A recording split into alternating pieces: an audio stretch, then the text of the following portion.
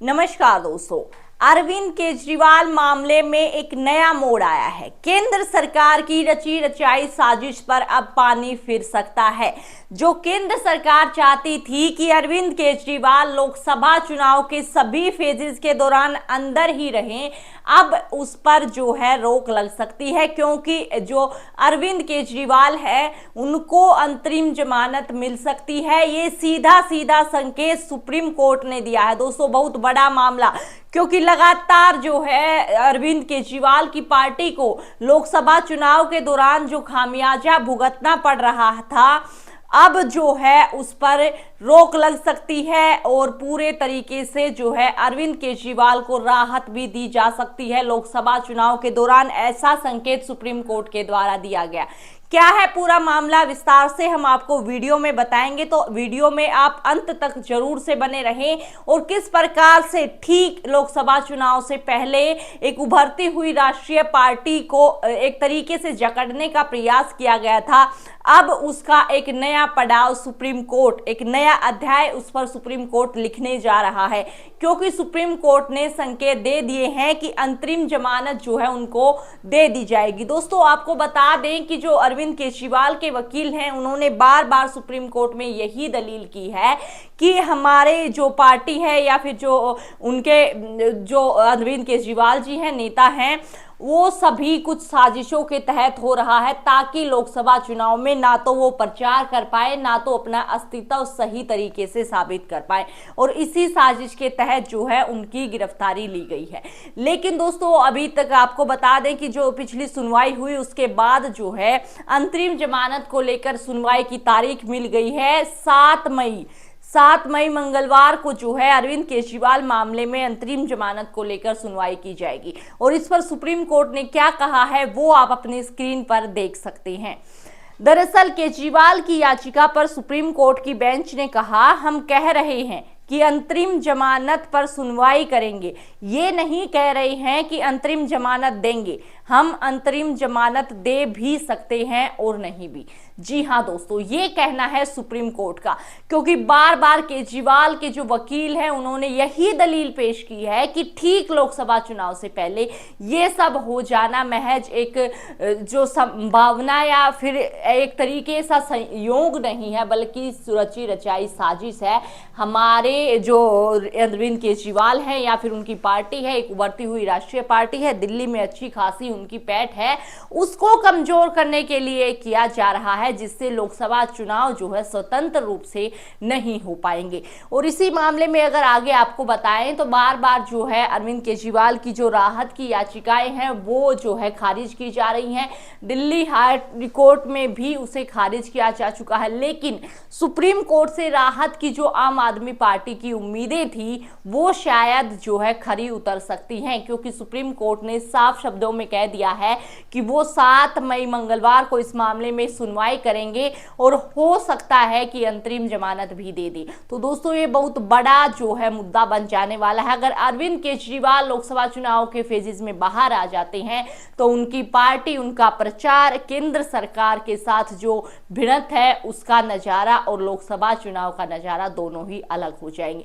इसी से संबंधित खबर में आगे आप अपनी स्क्रीन पर दोस्तों देख सकते हैं कि सुप्रीम कोर्ट ने संकेत दे दिया है कि वह इस बात पर विचार करने के लिए तैयार हैं कि क्या दिल्ली के सीएम अरविंद केजरीवाल को चुनाव के कारण अंतरिम जमानत पर रिहा किया जाना चाहिए। इसमें ईडी के वकील से मंगलवार को मामले की सुनवाई के दौरान इस पहलू पर तैयार रहने को कहा। जी हां, ईडी को फटकार लगा दी गई है। पहले भी ईडी को फटकार लगाई गई थी कि जो भी मामला है उसका पूरा जो ज्ञापन है वो सौंपे, और कुछ 5-6 सवालों के जवाब भी ईडी से मांगे गए थे अरविंद केजरीवाल की गिरफ्तारी से संबंधित। और अब इसी पहलू में आगे अंतरिम जमानत, लोकसभा चुनाव के लिए उनको अंतरिम जमानत देने पर विचार विमर्श किया जाएगा 7 मई को, जो काफी ज्यादा अहम रहने वाला है इस लोकसभा चुनाव के लिए। क्योंकि ठीक लोकसभा चुनाव से पहले एक सीटिंग सीएम को जिस प्रकार से उठाया गया, ईडी जिस प्रकार से जो है विपक्ष पर धनाधन वार कर रही है, वो कहीं ना कहीं देश के लोकतंत्र के लिए काफी क्षति हो सकता है। दोस्तों पूरा मामला यही है कि अब अरविंद केजरीवाल को राहत मिल सकती है, और अगर ऐसा होता है तो कहीं ना कहीं जो केंद्र सरकार की रची रचाई साजिश है उस पर पूरे तरीके से पानी फिर सकता है। पूरी जो उनकी उम्मीदें थी अरविंद केजरीवाल को पूरे लोकसभा चुनाव के दौरान अंदर ही रखने की, वो शायद अब जो है नाकाम साबित हो सकती हैं। आगे बढ़ते हुए आप खबर में देख सकते हैं कि अदालत ने कहा हम अनुदान दे सकते हैं या नहीं भी दे सकते हैं, लेकिन हमें आपके लिए खुला रहना चाहिए, क्योंकि किसी भी पक्ष को आश्चर्य नहीं होना चाहिए। अदालत ने दोनों पक्षों से कहा है कि वह यह माने कि अदालत जमानत दे देगी, और ईडी से यह विचार करने को कहा है कि अगर जमानत देनी है तो क्या संभावित शर्तें लगानी होंगी। अदालत ने ईडी से यह भी विचार करने को कहा कि क्या केजरीवाल को मुख्यमंत्री के रूप में अपनी स्थिति को ध्यान में रखते हुए किसी भी फाइल पर हस्ताक्षर करना चाहिए।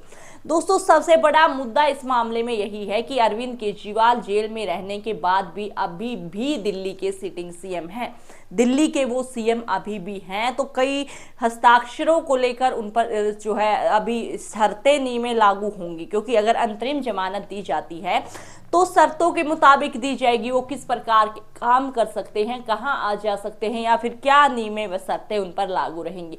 लेकिन दोस्तों ये अपने आप में बहुत बड़ा मामला बन जाता है, क्योंकि लोकसभा चुनाव देश में चल रहे हैं, 2 फेजेज के चुनाव जो है हो चुके हैं, और अब पूरे देश में जो है लोकसभा चुनाव की लहर चल रही है। इस बीच देश की जो एक उभरती हुई राष्ट्रीय पार्टी है आम आदमी पार्टी, उसके बहुत बड़ा और एक तरीके से मुख्य चेहरा अरविंद केजरीवाल अगर किसी भी तरीके से जेल से बाहर आते हैं तो इस पर जो है यानी कि लोकसभा चुनाव पर इसका अच्छा खासा असर रहेगा, ये तो आप और हम सभी समझ ही पा रहे हैं।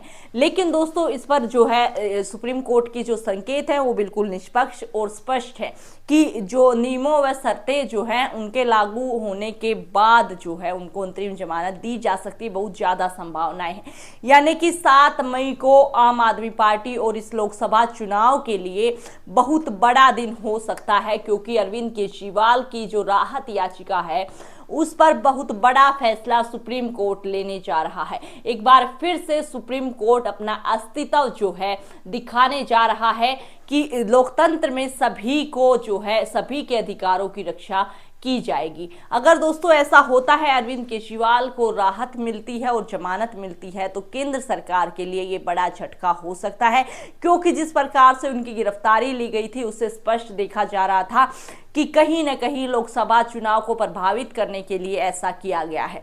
अब जो है 7 मई पर निगाहें टिकी हैं सभी की कि क्या फैसला जो है अरविंद केजरीवाल मामले में रहेगा, और जो भी और इस पर कोई ऑफिशियली अपडेट आती है हम आप सभी के साथ जुड़ेंगे। दोस्तों अगर आपको हमारी वीडियो पसंद आती है तो वीडियो को लाइक करें, हमें सपोर्ट करें, चैनल को सब्सक्राइब करें, आगे आने वाली सभी राजनीतिक अपडेट्स के लिए हमारे साथ जुड़े रहें, और दोस्तों अपनी राय हमें कमेंट बॉक्स में देना न भूलें। फिर मिलते हैं, तब तक के लिए आप सभी को जय हिंद जय भारत।